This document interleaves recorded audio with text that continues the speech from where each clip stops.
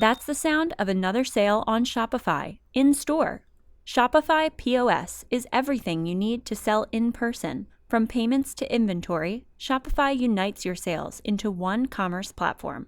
Sign up for a $1 per month trial period at shopify.com/retailtalks. That's shopify.com/retailtalks. Welcome to Total Retail Talks, your podcast channel for retail knowledge. Hello and welcome to this episode of Total Retail Talks. I'm Joe Keenan, the editor-in-chief of Total Retail. I'm here at the CRMC show in Chicago, and I am happy to be joined on this episode by Lyndsie Adams, who is the Vice President of CRM and Loyalty Marketing at Lifetime, as well as her colleague James Nelson, who is the Director of Marketing Analytics at Lifetime as well. Lyndsie and James gave a presentation here at the show yesterday, and we're going to talk to them about that, as well as kind of the overall Lifetime business. So first off, I want to welcome you, Lyndsie and James. Thank you. Glad to be here. So as I introduced you, I just gave your titles, but there's obviously a lot that goes into your day-to-day roles, and interested to learn a little bit more about each of your positions within Lifetime, and also give me a little bit of an overview of the business for the audience as well. Wonderful. So my team at Lifetime really focuses on the customer experience and customer activation. So this includes digital communications, execution and strategy, along with CRM strategy, which is primarily focused on personalization right now at Lifetime and has been our focus for the last few years. That's the topic we spoke on yesterday, and I think we'll dive into a little bit more about personalization at Lifetime in a moment. Lifetime as a company operates primarily in the athletic fitness club space. We also have some ancillary businesses in co-working spaces and luxury apartments, but our clubs are really the focus for James and myself. So healthy way of life is what we live every day. So my role in supporting marketing analytics and CRM marketing is to first understand who the customer is. With my role, both individually and my team, it starts with just pulling whatever information we can to understand who they are, understand what they are trying to achieve, what their goals, interests, behaviors are suggesting, and then to be able to, whether it's through strategy development or any operational needs or reporting and analytics to execute and to optimize. So my team has a lot of hats at Lifetime, but really it's to be able to support CRM and whatever is needed. So as I alluded to in the introduction, the two of you spoke here yesterday at CRMC, and you spoke a lot about omnichannel personalization. So I'm interested what that looks like at Lifetime. Yeah, let's first dive into personalization, and then we'll talk about omnichannel. So we really serve our members in the space James and I work in to achieve their unique health and fitness goals. We know that these can be very unique to the individual. They're very personal, and the activities or the how one is going to achieve their goal or make progress toward it is also very unique. So we operate big box clubs with lots of activities. You can mix and match and usually, try a variety of activities or become deeply engaged in one thing to achieve, a very similar goal to the next person. So with that, we really want to show that we know our members at a one-to-one personal level and that we want to help them. We find when those two things come together, personalization magic really happens. We changed our approach from these linear customer journeys to really adopt what was happening with our members as their habits changed, as their interests changed, into a nonlinear customer journey. So we really try to accommodate, almost every behavior that one could take and drive them into the next thing that's right for them. And that journey is very different for everyone. So that's what personalization really is for us. And then getting into omnichannel, we know that club experience is really the product that our members signed up for, and it's not our marketing or a physical product many times. So what that means for us is that we need the in-club experience and the out-of-club experience to be really aligned and personalized, of course. So we look to channels that might not be super traditional for other retailers. We have a strong customer service team that interacts with our members quite frequently. As you come into our locations, you check in at the front desk where you're greeted by a concierge team member. So activating those human channels and aligning them to the personalization strategies and tactics that we believe are really helping people achieve their goals is true omni-channel orchestration for us. So with that in mind, as you and your teams work to personalize the experience for your members across all the different interactions touch points that you're having with them, how are you using technology, things such as artificial intelligence and analytics tools to help in those efforts to kind of power those personalization efforts?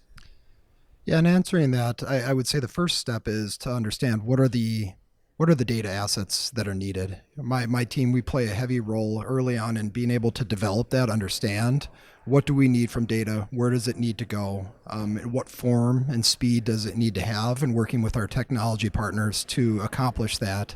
But then added to that, and to answer this question, sometimes decisioning requires modeling, be it conversion modeling or some other form of modeling. That's something my team is positioned to provide.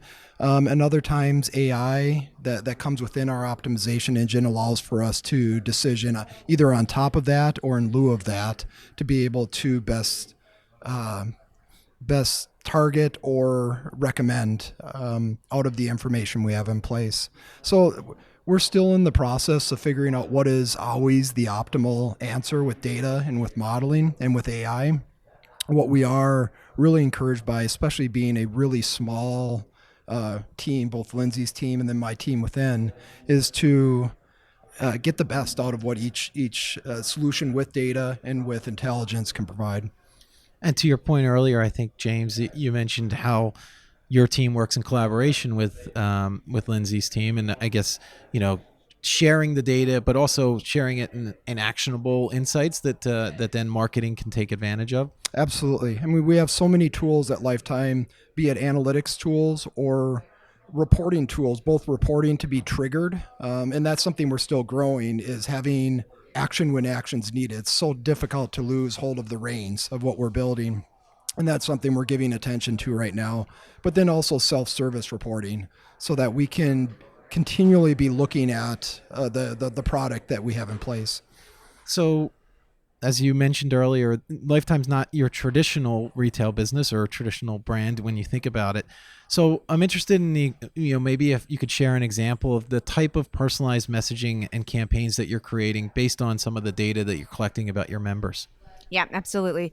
So as we move across the life cycle of a lead into a member, we get more and more data. So we're able to do a better job at personalizing and helping that member achieve their goals as they move along in the life cycle. So I'll talk about maybe just a couple examples that we shared yesterday in our presentation.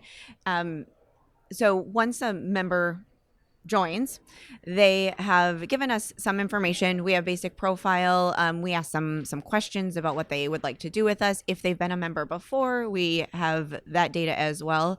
And what we do is we really try to prioritize the most retention driving activities for that brand new member to get them either connected or reconnected to their club community.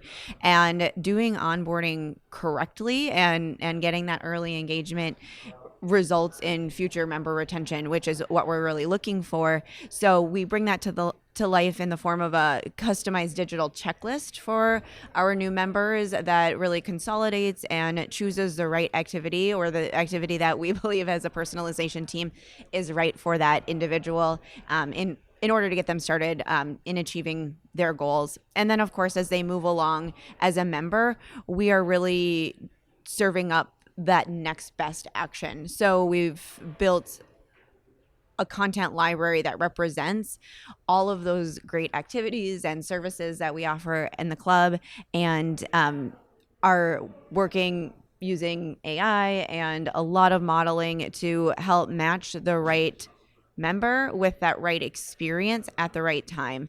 And then it comes to life through all the channels that we have available to us today, and hopefully even more in the future. So as you continue to grow the business, and thanks for sharing some of those examples, how do you continue to do that, personalize these experiences for your members as you grow and scale that, and also with the frequency with which you're producing such messaging and such campaigns? Yeah, will talk a little bit about this and then hand it over to James to get into the technical details. But obviously, front loading our content is really important. So we need to anticipate a lot of the scenarios that we want our members to experience and build content around that, so that our decision engine, we call it, can constantly choose from that pool of content and deliver it back to the consumer. We're obviously updating that and optimizing the content, adding new content all the time, but that base of that original pool of content was really important before we could turn the on button and go deliver at scale. But I'll let James talk about the data side of things. I'm being, I guess, careful in saying this. Like, we at Lifetime, we've always wanted to obscure the complexity for our members. Oftentimes we've done this well, oftentimes we've not. And within our personalization strategy, that's certainly a high objective, is to be able to have the right message, let our data provide that.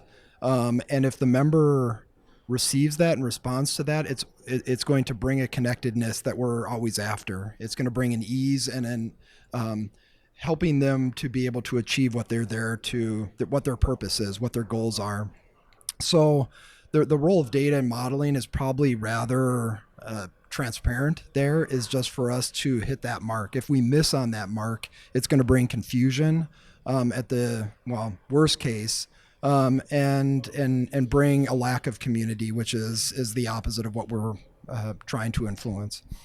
Yeah, so that's actually a great segue, and I'll pose this to you, Lyndsie and James, in terms of, if you get this personalization right, obviously it's an ongoing process as you collect more data about your members.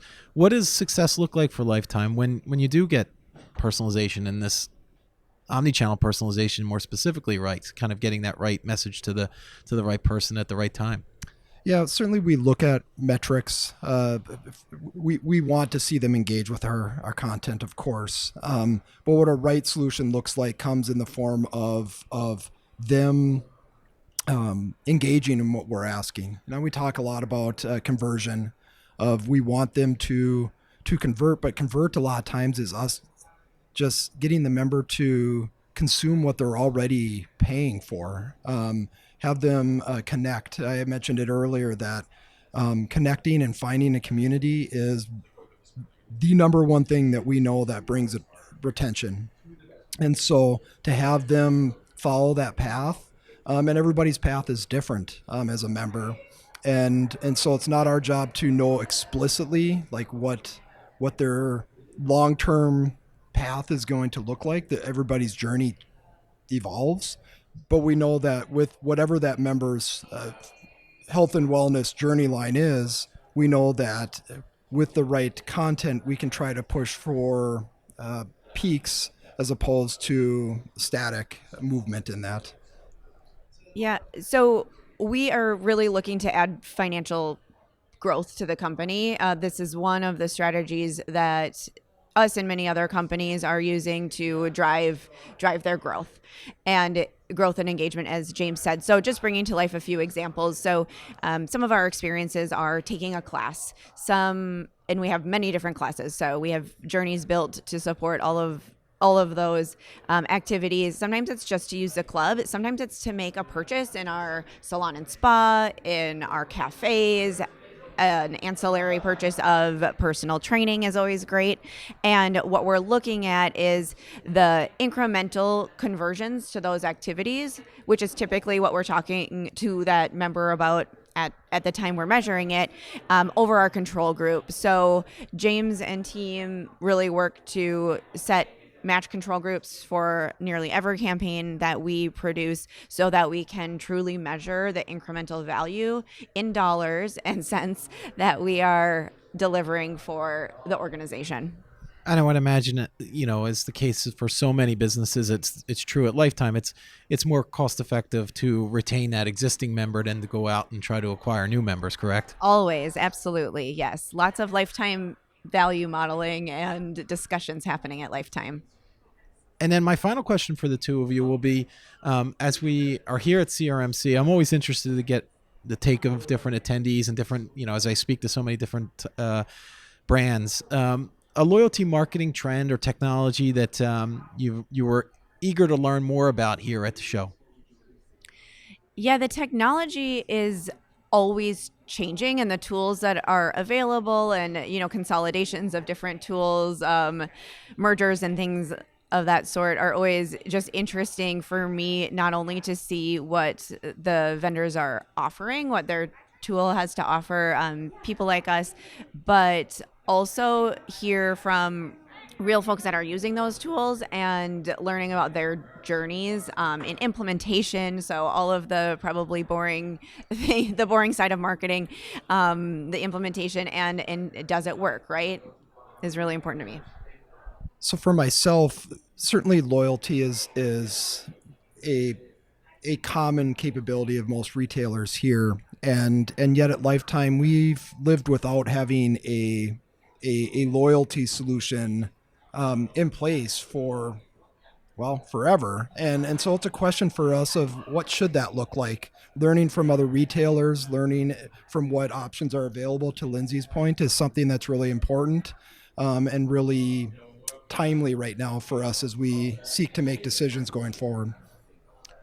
Great. Well, I've really appreciated the conversation. I want to take the opportunity to thank Lyndsie Adams, again, who is the Vice President, CRM and Loyalty Marketing at Lifetime, as well as James Nelson, the Director of Marketing Analytics at Lifetime. So thank you, James, and thank you, Lyndsie.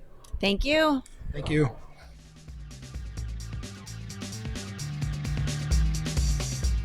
Thanks for listening. For more information on this podcast, please check out our podcast channel page at mytotalretail.com/podcasts for show notes. Total Retail Talks is available on Apple Podcasts, Google Podcasts, Stitcher, and Spotify. Make sure to subscribe on our podcast channel page as well. If you've enjoyed this episode, please take a few moments to rate and review this podcast. Thanks, and until next time, this has been Total Retail Talk. Shopify POS is everything you need to sell in person. Sign up for a $1 per month trial period at shopify.com/retailtalks. That's shopify.com/retailtalks.